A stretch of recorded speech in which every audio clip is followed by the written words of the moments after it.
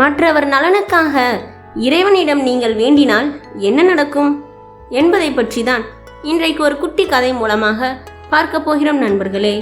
வாங்க பார்க்கலாம். இது உங்கள் டேல்ஸ் பை வித்யா. நான் உங்கள் தனலக்ஷ்மி.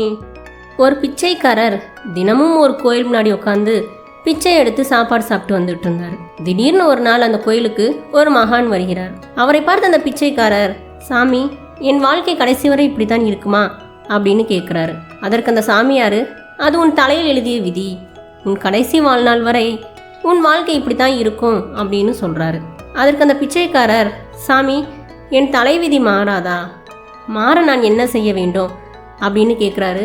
அதற்கு அந்த சாமியார், நீ புத்தர் பெருமானை பார்த்தால் உன் தலையெழுத்து மாற வாய்ப்புள்ளது அப்படின்னு சொல்லிட்டு அவரை போய் பார்க்க சொல்கிறாரு. சாமியார் சொன்னதை கேட்டுட்டு அந்த பிச்சைக்காரரும் புத்தரை பார்க்க கிளம்பிட்டாரு. ரொம்ப நேரம் ஆயிடுச்சு, அதனால் இரவு ஓய்வெடுக்கலாம் அப்படின்ட்டு ஒரு செல்வந்தர் வீட்டின் கதவை தட்டி, ஐயா, இன்று இரவு உங்கள் வீட்டில் நான் தங்கிக்கலாமா அப்படின்னு கேட்குறாரு. அதற்கு அந்த செல்வந்தர், நீ எங்கிருந்து வருகிறாய், இப்போது எங்கே செல்கிறாய் அப்படின்னு கேட்குறாரு. அதற்கு அந்த பிச்சைக்காரர் நடந்தது எல்லாத்தையும் சொல்கிறாரு. உடனே அந்த செல்வந்தரும் அவர் மனைவியும், எங்களுக்கு ஒரு உதவி செய்ய முடியுமா அப்படின்னு கேட்குறாங்க.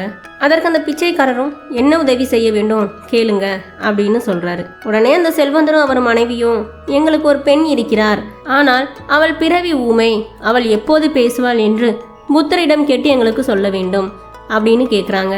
உடனே அந்த பிச்சைக்காரர் அதற்கு சம்மதம் தெரிவித்து விட்டு இரவு ஓய்வெடுத்து விட்டு காலையில் கிளம்பிட்டாரு. மீண்டும் நடக்க ஆரம்பிக்கிறாரு. வெகு நேரம் கடந்த பின் ஒரு பெரிய மலை வருகிறது. அதை கடக்க முடியாமல் இருந்தப்ப அங்கே ஒரு மந்திரவாதி வர்றாரு. அந்த மந்திரவாதி அந்த பிச்சைக்கார்ட்ட, என் மந்திரக்கோள் மூலியமா இந்த மலையை உன்னைய நான் கடக்க வைக்கிறேன், ஆனால் நீ எனக்கு அதுக்கு பதிலாக ஒரு உதவி செய்யணும் அப்படின்னு கேட்குறாரு. உடனே பிச்சைக்காரரும், என்ன உதவி வேணும் அப்படின்னு கேட்க, அதற்கு அந்த மந்திரவாதி, நான் 500 ஆண்டுகளாக முக்தி அடையாமல் உள்ளேன், நீ புத்தரிடம் என் முக்திக்கு என்ன வழி என்று கேட்டு சொல்ல வேண்டும் அப்படின்னு சொல்கிறாரு. அதற்கும் அந்த பிச்சைக்காரர் சம்மதம் தெரிவிக்கிறாரு. உடனே அந்த மந்திரவாதி மலையை கடந்து அந்த பிச்சைக்காரரை விட்டு சென்றார். மீண்டும் நடக்க ஆரம்பித்தார் அந்த பிச்சைக்காரர். அப்போது ஒரு பெரிய ஆறு வந்தது. அந்த ஆற்றை எப்படி கடக்கிறது அப்படின்னு யோசிச்சுட்டு இருக்கப்ப அந்த ஆற்றிலிருந்து ஒரு ஆமை வந்துச்சு. அந்த ஆமையும் அந்த பிச்சைக்காரர்கிட்ட எல்லாத்தையும் விசாரிச்சுட்டு, நானும் உனக்கு உதவி செய்கிறேன், பதிலுக்கு நீ புத்தரிடம் எனக்கு பறக்கும் சக்தி வேண்டும், அதற்கு என்ன செய்ய வேண்டும் மட்டும் நீ எனக்கு கேட்டு சொல்லு அப்படின்னு கேட்டது. அதற்கும் பிச்சைக்காரர் சம்மதம் தெரிவித்தார். அந்த ஆமையும் பிச்சைக்காரரை ஆற்றை கடந்து விட்டது. ஒரு வழியாக பிச்சைக்காரர் புத்தர் இருக்கும் இடத்திற்கு வந்தடைந்தார். அந்த பிச்சைக்காரர் புத்தரை பார்த்து வணங்கி ஆசி பெற்றார். பிறகு புத்தர் அந்த பிச்சைக்காரரிடம், என்னிடம் இருந்து உனக்கு வேண்டியதை கேள் என்றார். ஆனா 3 கேள்விதான் கேட்கணும் அப்படின்னு சொல்றாரு. உடனே அந்த பிச்சைக்காரர் தம் மனதுல, நம்ம 4 கேள்வி கேட்கணுமே, ஆனா புத்தர் 3 தான் கேட்கணும்னு சொல்றாரு, இப்ப என்ன செய்வது அப்படின்னு யோசிக்கிறாரு.